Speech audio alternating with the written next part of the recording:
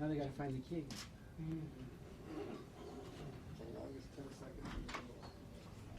All right, here we go. Faces everyone.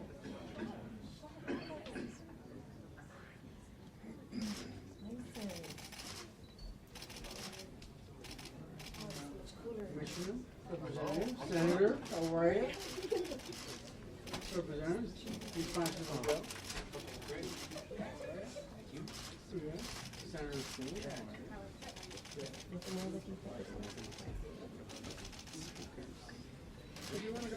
It's going to be an altar fuss. We should be, the people who are speaking should get up. Stand up, right? I always follow my leader. So,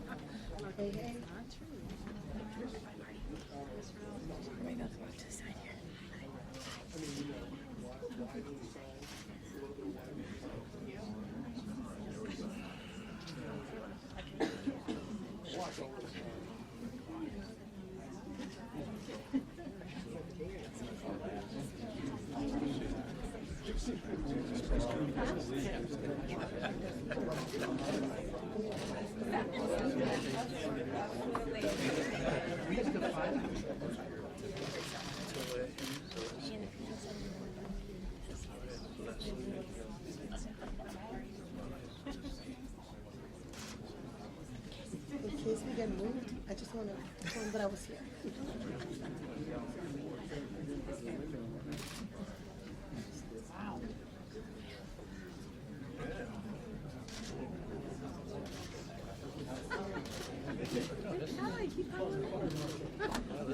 This bodes well for the ballot. Maybe we need to meet it to move back so people can fit.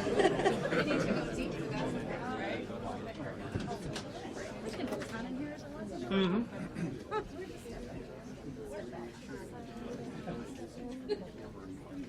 I don't want to do that, brother. You can take my place if you like.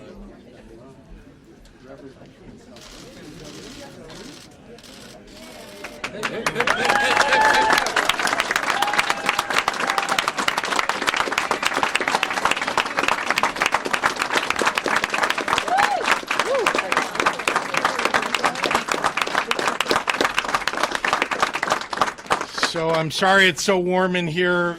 Maybe this will all convince you that we do in fact need to sell the James R. Thompson Center.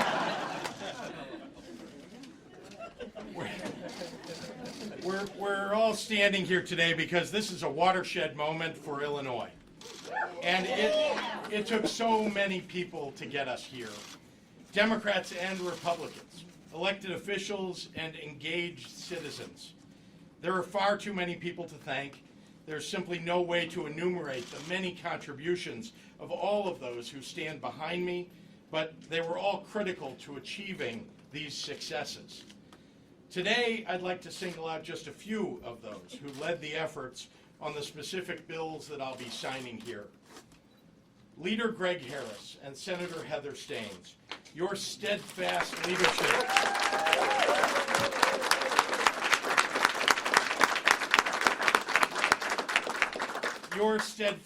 leadership and your responsible approach to balancing the budget made you critical shepherds of the effort to cross the finish line and get it right. Senator Hutchinson and Representative Zaleski.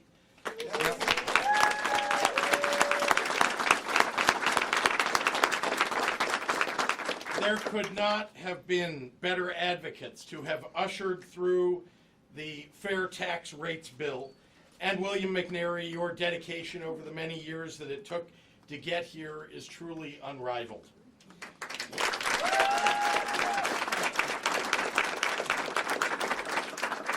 When I took office 5 months ago, I laid out an ambitious agenda for the people of Illinois. It was an agenda that sought to put state government back on the side of working families by raising wages and creating jobs, by investing in the critical human services that make us strong, and by restoring fiscal stability after years of crisis. Today, I'm proud to say that we made real progress with one of the most consequential and transformative legislative sessions in our state's history.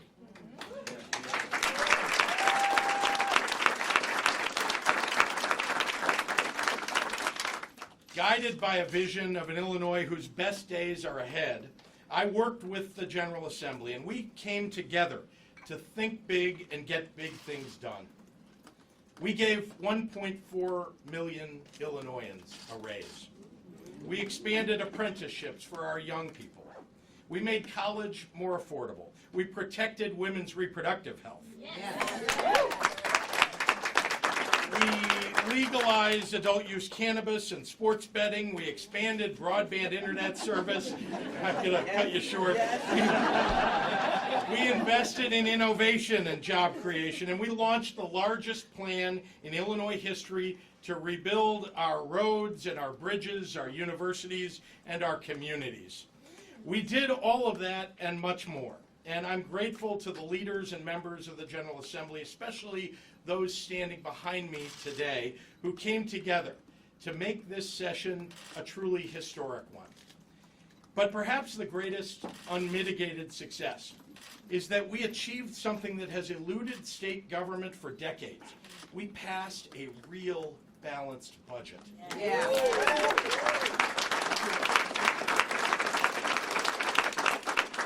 Just a few years ago, simply passing a budget was considered nearly impossible. And for years before that, the budget included gimmicks and tricks and was balanced in name only. Those days are over. That this budget is balanced and bipartisan demonstrates just how far we've come. A new era of fiscal responsibility has arrived in Illinois. This budget balances expenditures with revenues, while making consequential investments for working families, for our communities, and for our future. We're making historic investments in education, expanding early childhood education, and bringing our evidence-based funding model to record levels. We're making college more affordable by expanding merit-based scholarships and college tuition grants to 15,000 additional students. And after years of cuts and crisis, our public universities and our community colleges are being rejuvenated. After being hollowed out for the last few years, the basic functions of government, to stand up for the most vulnerable and serve the needs of children, seniors, and families, are being restored.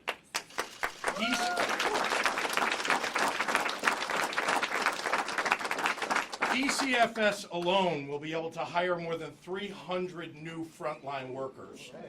Yep, and we're prioritizing public safety with a focus on violence interruption and youth summer jobs programs, 2 new state police cadet classes, a new conservation police class, and new resources to reduce forensics and rape kit backlogs and manage the gun dealer licensing program.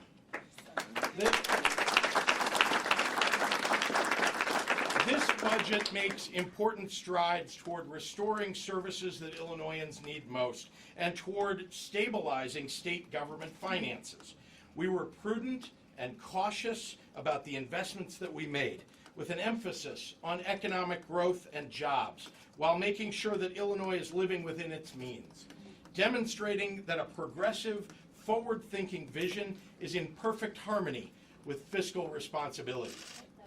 And with a $150 million surplus, we will be able to dedicate those revenues to the monumental task of tackling our enormous bill backlog. Our effort to restore firm fiscal footing for Illinois continues in November of 2020, when voters will have the power to say yes to a fair tax system that will improve the trajectory of our state's finances forever.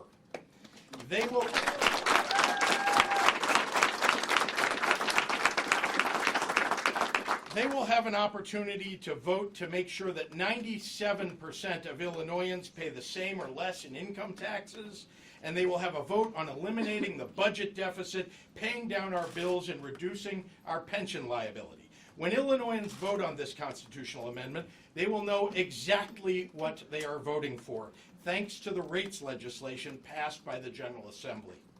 This legislation, which I'm about to sign, asks the wealthiest 3% to pay a little bit more, people like me, while the middle class and working class will pay the same or less. And if you want to see for yourself, just go to www.illinois.gov/fair tax calculator. The fair tax is necessary to ensure that we move toward permanently balancing our budgets.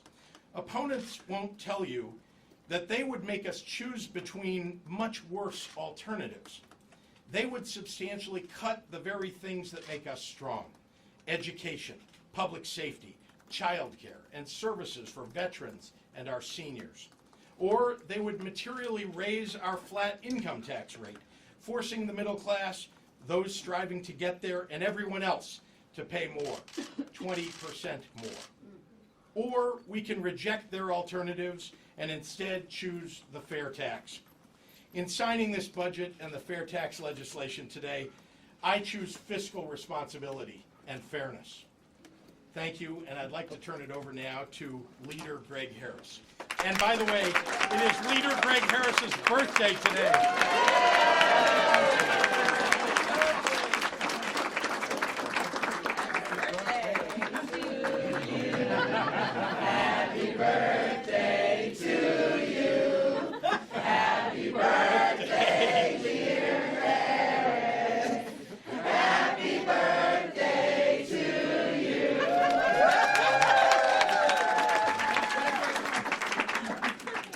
Okay, this is the best birthday yet.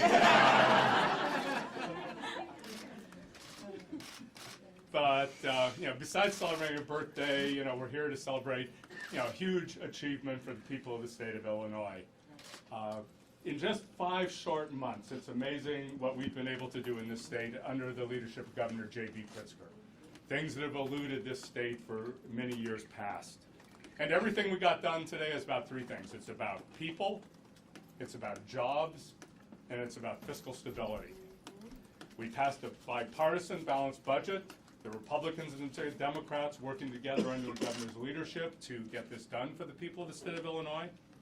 We've put money in the budget to lead us back to a better credit rating with $1.3 billion committed to paying down the backlog of old bills. We've all seen the terrible stories coming out of DCFS, and it was a #1 priority of all of us to give the resources to protect the children of Illinois. $130 million goes into DCFS this year for new programs, new training, and hundreds of new employees. We've made investments for more affordable housing and ending homelessness, not just in the operating portion of the budget, but also major investments in the capital portion. Today, a news story called this year for colleges and universities, the best budget for higher education in over a generation. The best budget in over a generation.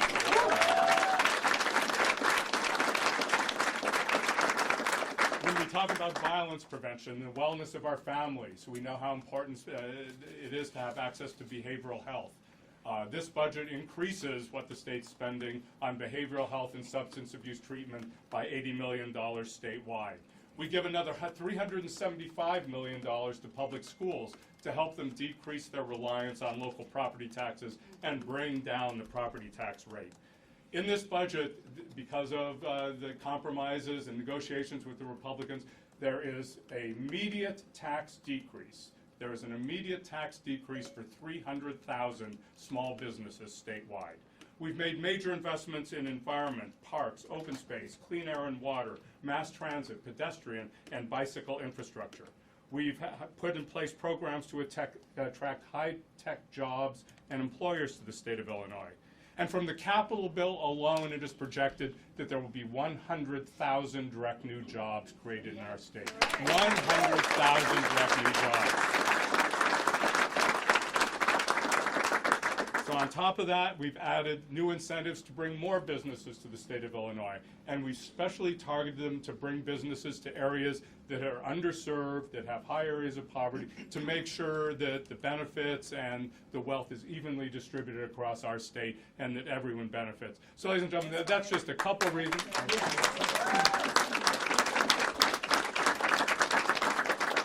Well, I'm proud to support this budget. I want to thank the governor, Lieutenant Governor Stratton, and everyone who worked on this, but most especially my counterpart in the Senate, Senator Heather Sains.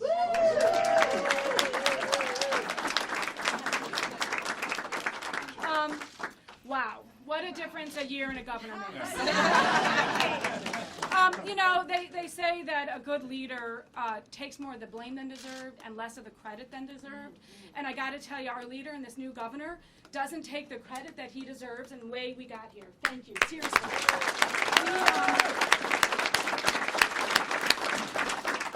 The tone that was set from the beginning of this administration was one where we want to work in a bipartisan fashion and we want to actually solve problems for the people of the state of Illinois.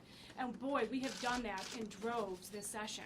I also want to do a quick shout out to people who were not working with Greg and I every step of the way on crafting the budget. You know, without their work at the helm, I don't think we would have gotten here. You know, there's a lot been said about what this budget actually does. I don't need to repeat all that. I just want to say that fiscal stability in the state of Illinois is of the utmost importance. We hear concerns about what's happening here, people leaving, we've been decimating our nonprofit organizations. They've been closing up. Nursing homes have been doing that. This budget now finally reverses that and shows that Illinois is not just surviving, we're thriving in this day and age. We've been able to put more money into nursing homes, so instead of closing their doors, they'll be able to stay stable. Folks that take care of elderly in homes are going to finally get a rate increase that's much needed. The local community mental health system that has been closing up shop around the state because of underinvestment and substance abuse treatment programs, and we know we have large opioid problems, those are getting rate increases and investment for the first time in a very long time. Overall, this is really putting our money where our mouth is and saying that we need to actually make sure we're taking care of the folks in Illinois. That's what's going to keep folks here, and doing so in a way that is fiscally responsible. For the 7th year in the row, we're making our full pension payments. I know there have been some concerns about that. I think everybody here is delighted we were able to do that in a way that works for the state of Illinois and keeps us on a very firm fiscal footing. So I just really, from the bottom of my heart, want to thank Governor Pritzker for the way we've been turning around the state and really taking in a new, very different, and very bright direction. Thank you very much. And I'm glad we're doing this on Greg Harris's birthday. You know, he and I have worked together for a long time, and being able to go through and work in the trenches with somebody like Greg is a real honor. It's worked very well, and I really thank him tremendously. I get to turn it over to Toy Hutchinson, who is our other person who really works heavily on the budget with us from the revenue side. She can talk a little bit about what we've accomplished there, but there's no one-time revenues, no gimmicks. This is all sustaining things that really have the support that we need to shore up our finances and make all these great investments. Thank you, Toy.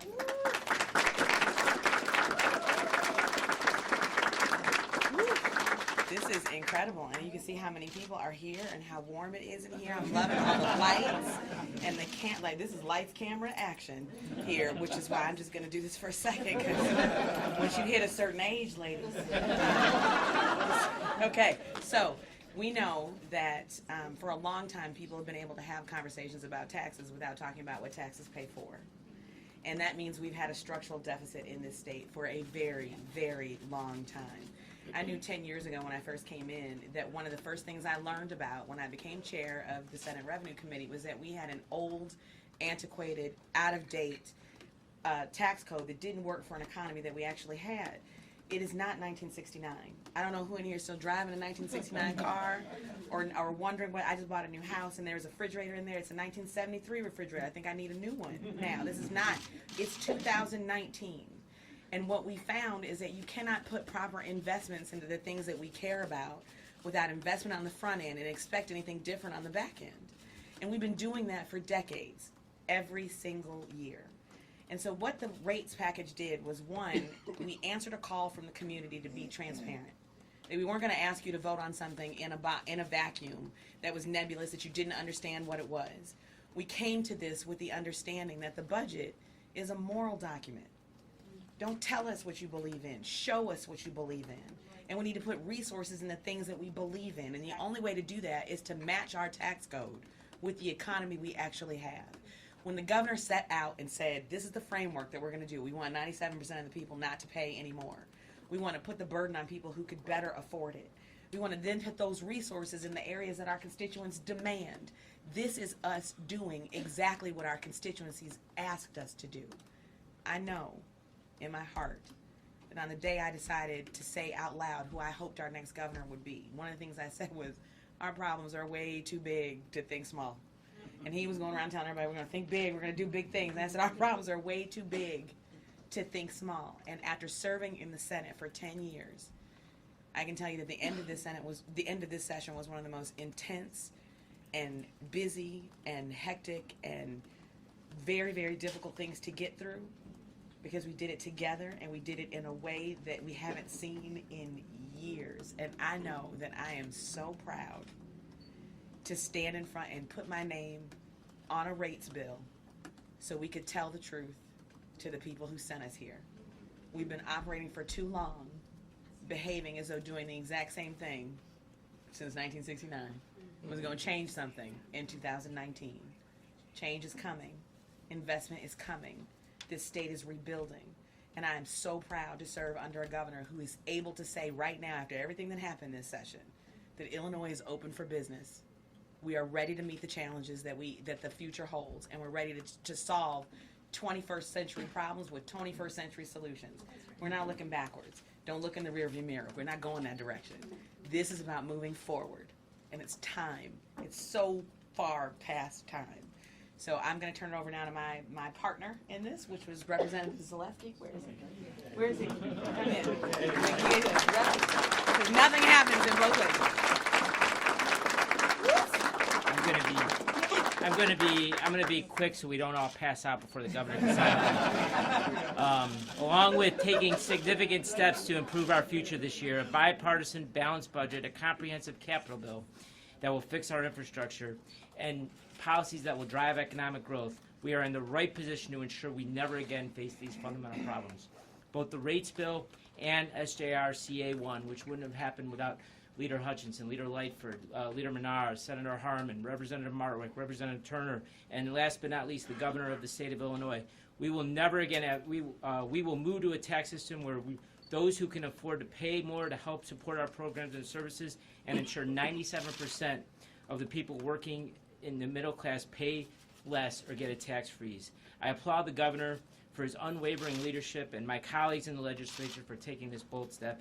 And now it's time for Illinois to step up and approve the fair tax solution. I'd like to next introduce a gentleman that's worked tirelessly in the building for 10 years to get this done, William McNary.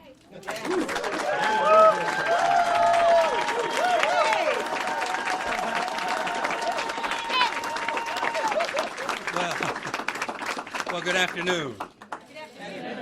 That's pretty good. My name is William McNary, MC capital N-A-R-Y. I'm the director of Citizen Action Illinois. I'm also a proud member of the Responsible Budget Coalition, a large and diverse coalition of over 300 organizations that came together over 10 years ago to fight for a fair, responsible budget with adequate revenues to fund education and health care and human services and public safety and other shared priorities. We represent children and families and veterans and seniors and persons with disabilities and human service providers and labor unions and their members and faith-based organizations and civic organizations, community-based organizations, fiscal policy experts, and education groups, early learning, K through 12, and higher education. We united behind the belief that a budget is more than just numbers on a page or entries on an account ledger. A budget is a moral document that represents our common values. And we organized around the basic principle that a responsible budget is one with adequate revenues fairly raised from those who can most afford it, not an unbalanced house of cards that lurches from crisis to the next with harmful cuts to Illinois families and communities. And for the past 10 years, we've advocated for a fair tax that gives working people a break while asking wealthy people just to pay their fair share. We believe that with a responsible budget, we all do better when we all do better. And today, we are here to celebrate both getting a responsible budget signed into law, but also for the fact that we are closer now than we have ever been to the fair tax reform that is so critical to our state's future and putting Illinois on solid fiscal footing. But there is more work to do. Over the next 17 months, we will have a great debate for the hearts and minds of our fellow Illinoisans. You see, the wealthy and the powerful and the connected, they like things the way they are, and they're not going to go away without a fight. They're going to make the case for the status quo. But as a noted philosopher, Moms Mabley once said, if you always do what you always did, you'll always get what you always got. And that is deficits and downgrades and backlogs and cuts.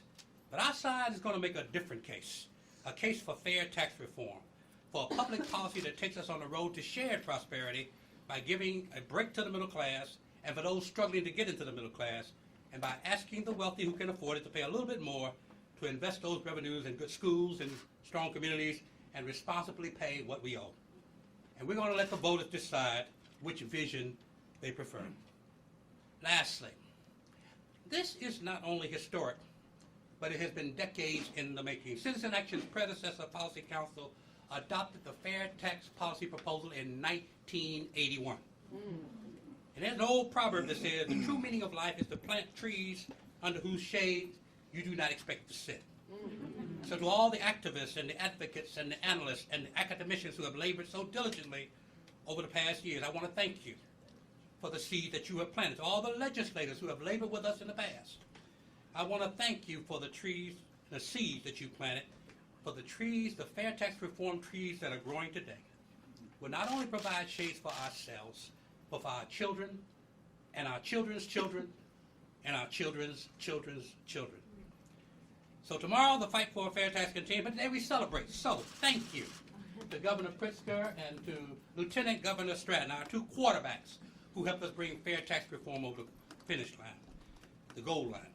To the deputy governors and the governor's staff for y'all strategy, to our legislative champions, the coaches who have been fighting like Comptroller Mendoza this fight for years, thank you. And particularly to two that didn't get to speak that should have probably got to speak, Leader Harmon and Representative Martwick. Thank you so much for your leadership as well. And to my colleagues and all the activists and the strategists and the advocates who have been doing the blocking and the tackling up and down the field for the past 10 years that led to this day, and some of us much longer than that, maybe longer than we care to commit. I truly believe that because of the work that we have done, the work that we are doing, and most importantly, the work that we're getting ready to do, we are much closer to achieving the ideal of the Illinois Constitution, which in its first sentence says, we dedicate us to provide for the health, safety, and welfare of the people, to eliminate poverty and inequality, to assure legal, social, and economic justice, and provide opportunity for the fullest development of the individual. So help me God, truly. We all do better. We all do better when we all do better. And now I am elephant elated and peacock proud and hippopotamus happy to bring a man who not only has big ideas, but he has a big heart, big enough to have compassion for all of the people of the state of Illinois, our governor, Governor J.B. Pritzker.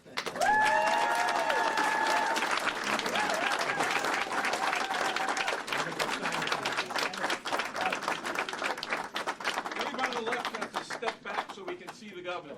The folks on the left who are standing, you need to step back so the cameras can see. Thank you. Ma'am, please step back. Thank you. Thanks. Okay, so let's see. We got bill number 1. Yeah.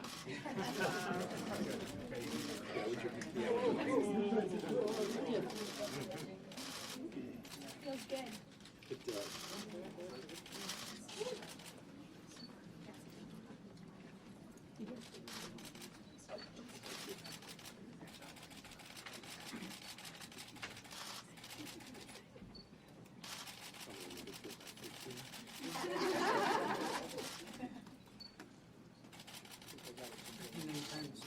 Yeah, I'm going to be here a little bit.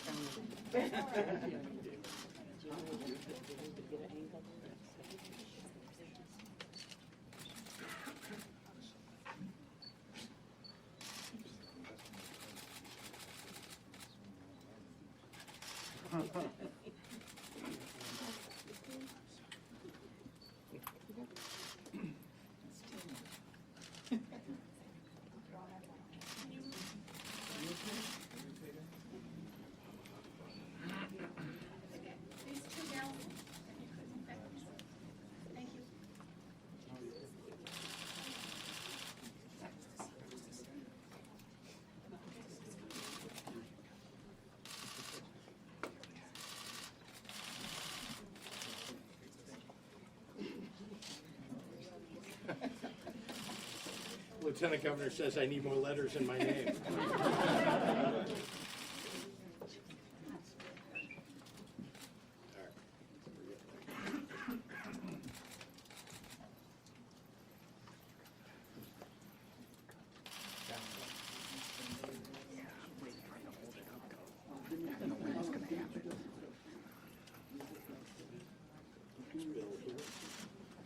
You can help with all the bills. Just for the record, that was, which one was, did you just sign? Sorry, this first one was our, this is the budget bill. Where is it? Right here, sir. I don't want to drop it. This is 50, yeah, there you go. There we go. Didn't interrupt it. I'm going to drop this. There we go. Yeah. Gotta sign every page.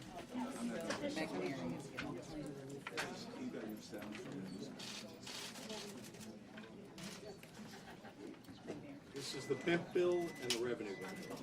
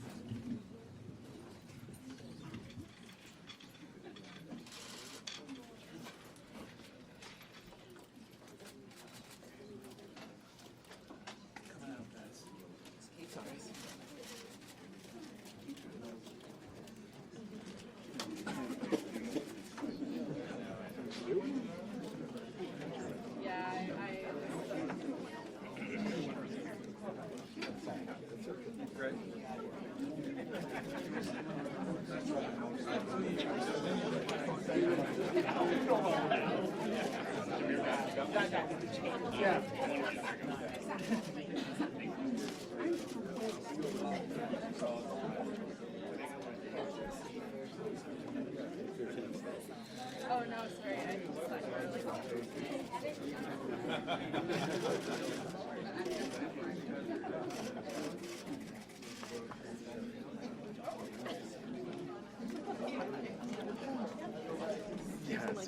Down, please, down, down, down. Can you back up a little bit, please? Thank you. You're good. You're good. Okay.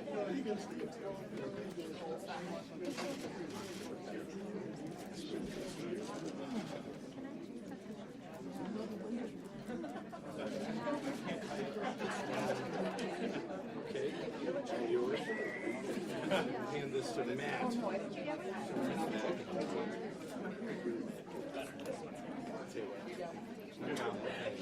Did Dan get one? Rabbit? Rabbit? Did you get one?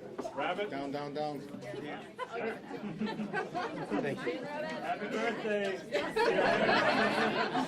Happy birthday to me. Happy birthday to you. Not after I'm governor.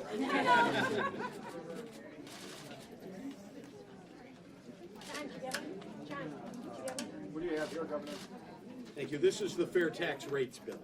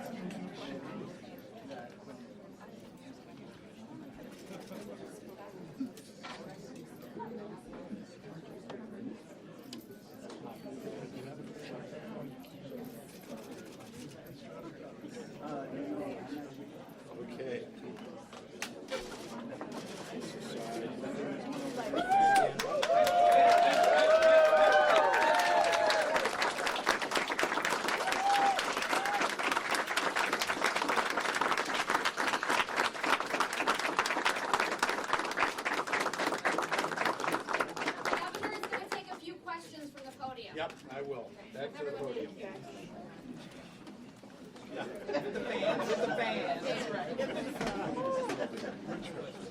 Governor, I know you have a property tax relief task force. Yes, sir. I'm wondering what hard pledge you can make today that real property tax relief is coming.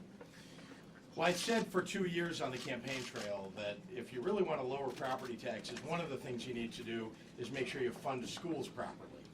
People talk about a property tax freeze or lowering property taxes, but then they don't tell you how they're going to pay for schools. I've told you how I'll pay for schools, and we're increasing funding in the evidence-based funding model, as you saw, not just by the required $350 million, but an additional $25 million. But the fair tax will also allow us to increase funding into education, which then in turn allows us to turn back to the local schools and ask them to see that the state is paying more into schools and that they in turn can lower or freeze property taxes. But let me say another thing, that property taxes are made up of a number of lines. One of them is infrastructure. And you saw that we passed a major infrastructure plan that includes big funding for local municipalities to help them pay for their infrastructure. So when you add those two things together, our goal of funding schools properly at the state level, where, as you know, we're second to last today in Illinois in state funding for education. We can raise that up, we can lower the burden on local property taxes, and as we fund infrastructure for local governments, it gives them the opportunity to lower property taxes. But this task force has other good ideas, and we're going to be listening to those, working with that task force, and by the end of the year, they will issue ideas and recommendations, and then we'll go forward in the next session, hopefully with both administrative changes that we might be able to make at state government, as well as legislative. Governor, there's a lot of talk about bipartisan. Leader Durkin's issued a statement in the last few minutes that was emailed out that says Democrats will continue to come back year after year and pickpocket more money from Illinois families and businesses, and that Illinois families should not trust what's being promised, he puts it in quotes, as the rates today. Well, first thing I'd say is I was pleased to have bipartisan support for this budget, bipartisan support for the infrastructure projects that we're going to be doing all over the state, and for the bills and the revenue that goes with it. And I was pleased to work with Leader Durkin on some of the tax credits that he wanted for some businesses in the state. And that, of course, takes away from dollars that you can put into other programs for people across the state, but I thought they were worthy for job creation. And, you know, that's a form of spending also when you give tax credits. So, look, we're going to work together going forward. I realize that this is we're once again going to be in a political season where people are, you know, telling untruths about the fair tax. But the fact is that we're going to nevertheless work across the aisle to get things done in this state together. And I was pleased that we had a bipartisan, truly bipartisan, with bicameral support, balanced budget, a real balanced budget that included the votes of many Republicans. Were any Republicans invited to come today? As you know, we had a press conference in Springfield. It was much easier for many of them to join us there. Anybody's invited, but the fact is that I was pleased that the leaders of the efforts around the fair tax and my budget proposals are here with me today. Governor, there's a lot of spending in this budget. There's a lot of big projects. This is your first session. Do you think there should be more transparency about the way this all goes down? Like, it's June 5th and we're just kind of getting numbers trickling in about a lot of projects. Do you think that should be done differently? Well, as you know, we had bipartisan working groups for months and months working on various aspects of this bill. There's nothing that's a surprise to people. The truth is that everything was talked about across the aisle. And we're pleased with the results of this budget. Public, though? Governor, do you think, you said the budget is fully funded in terms of the pension payment, the $8.4 million. 9.1. Is it $9.1 yes, it is. billion? Yep. But as you know, generally acceptable actuarial accounting principles say you would be paying something like $13 billion, because they would say your payment, good as it might be, like Rauner before, like Quinn before, doesn't even cover the interest. You would need another $4 billion to sort of cover the principal and start reducing that $200 billion unfunded pensions. What do you say to those actuaries? Well, what I would say first of all is that we're paying the full payment that is required under the ramp that was put in place in 1995. Statutory. The statutory required payment. And as you know, that ramp takes us to 2045, where we will be paying roughly $19 billion in that year if we don't do something between now and then to bend that cost curve. It's important to me that we address pensions. And I said, you know, at my first press conference after the legislative session, that there are two things that we, you know, haven't addressed in significant fashion that I would like to go after. One of them is property taxes. One of them is pensions. Now, I'm not talking about lowering, you know, taking away people's pensions. That's not what I'm talking about. I'm talking about managing our pension system better, making sure that we can actually pay people the pensions that are owed to them. And, as you know, there are a number of things that we can do, and I put forward a task force that's looking now and delivering to me recommendations about assets that we can transfer into the pension system so that we can better able to manage our net pension liability, which we all want to reduce. And there are other ideas that we put forward. So I think these are all things that we're going to be addressing together over the next several years. Governor, there's going to be a PR campaign to fight this between now and November 2020. What kind of effort are you going to put into convincing voters, and how confident are you that they will support this with the 60% needed? I feel very confident that the public understands the importance of instituting a fair tax in the state of Illinois. That the fact that people who are wealthier can afford to pay it, people like me should step up to the plate, and that we ought to give some tax relief or at least maintain for middle class and working class people across this state. I said this for 2 years on the campaign trail, how important it is that we alleviate the burden on people across the state, middle class people who have been put upon. Their wages, roughly speaking, have been stagnant. The cost of health care for them has gone up. The cost of sending their kids to college has gone up. We need to change the trajectory for the middle class and those striving to get there, and we're doing it. We began to do it this year. There's much more work ahead. Governor, what do you say to the folks who are going to see maybe a break on their income tax, but that's all going to be eaten up by higher gas taxes and other taxes and fees? Well, I would say that the infrastructure bill allows us to invest in things that will save people money in the long run. For example, and create jobs. Let me be clear. We're going to create hundreds of thousands of jobs as a result of this infrastructure bill. But remember, when you drive to work and you hit all those potholes and then you get a flat tire, that costs you money.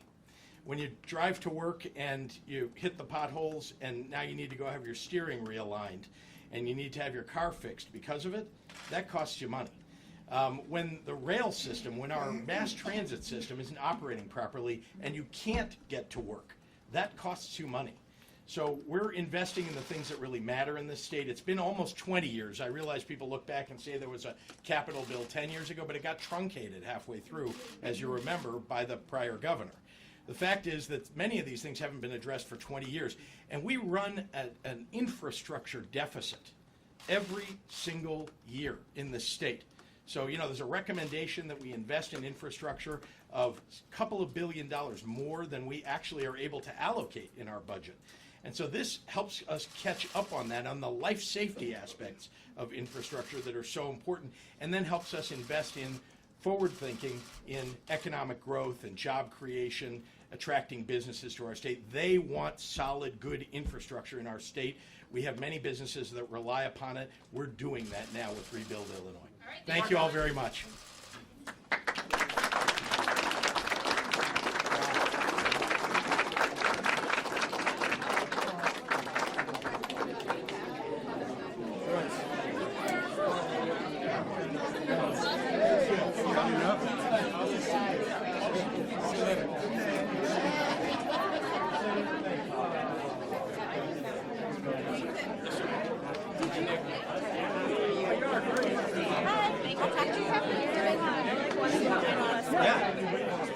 Right. It just happened. It's like the order in which we go out of the door.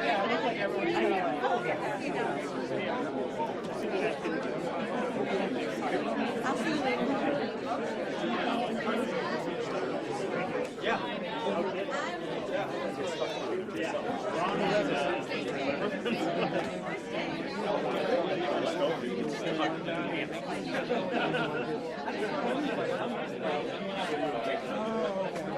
Yeah,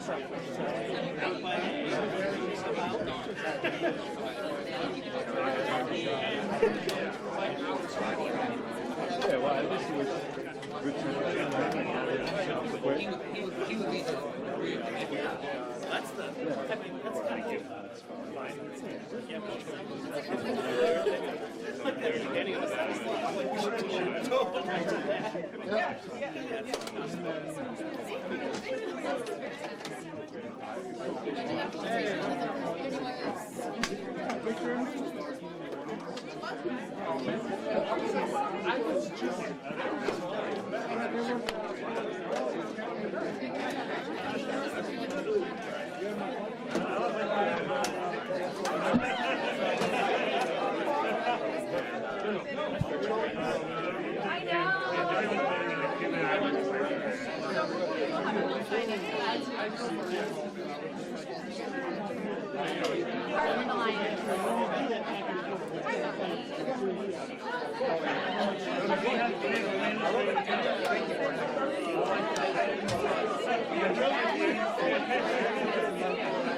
Hey, Craig.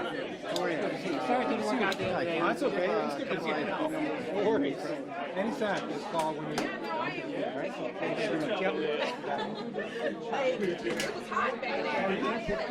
10 and 11. So you don't have to stare at my neighbor. Right.